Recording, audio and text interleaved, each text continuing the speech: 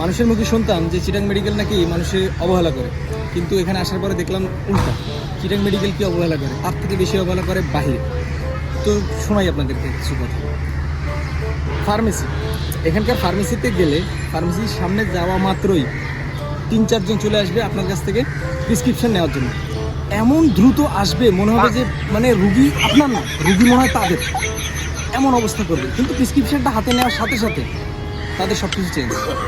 এর হাত থেকে ওর হাত, ওর হাত থেকে ওর হাত। ওষুধ থাকুক বা না থাকুক, আপনার সেখানে অবহেলা হবেই, আপনি সেখানে দাঁড়িয়ে থাকতে হবে।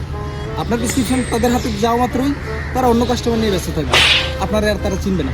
সকালে গেলাম নাস্তা করতে হোটেলে, নাস্তা করতে যাওয়ার পরে একজনে বললাম ভাই 2টা পরোটা, এবার এই টেবিল আমার না।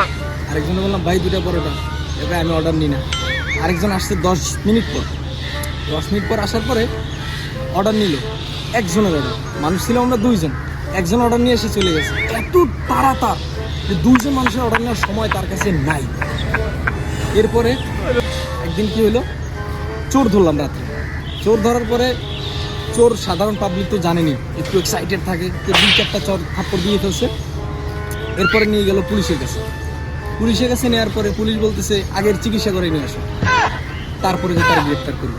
আচ্ছা যাক, ভালো কথা, হসপিটাল তো ভালোভাবে তার ট্রিটমেন্ট করে 10-15-20 মিনিটের ভিতরে আবার নিয়ে গেলাম। এখন পুলিশ বলতেছে আপনারা তো ওরা মারছেন, আর ধরে লাভ কি? সে জায়গায় অবহেলা, মানে চোরের কোনো শাস্তি নেই, কোনো কিছু নেই, ছেড়ে দিল তারা। এই হচ্ছে অবস্থা। রাত্রেবেলা গেলাম একটা মুদি দোকানে, কেক কিনবো, যাই বললাম ভাই 2টা কেক দেন। সেই দোকানের সামনে ফ্রুটিকা খাইতেছে বসে বসে। আমারে বললো যে কেক যদি নিতে হয় তাহলে 10 মিনিট অপেক্ষা করতে হবে। কিরে ভাই, আমি কাস্টমার, আমি টাকা দিয়ে কিনবো ভাই, আমি কি মাগনা নিতেছি তা আপনার কাছ থেকে? হ্যাঁ, এটা কোন ধরনের অবহেলা ভাই?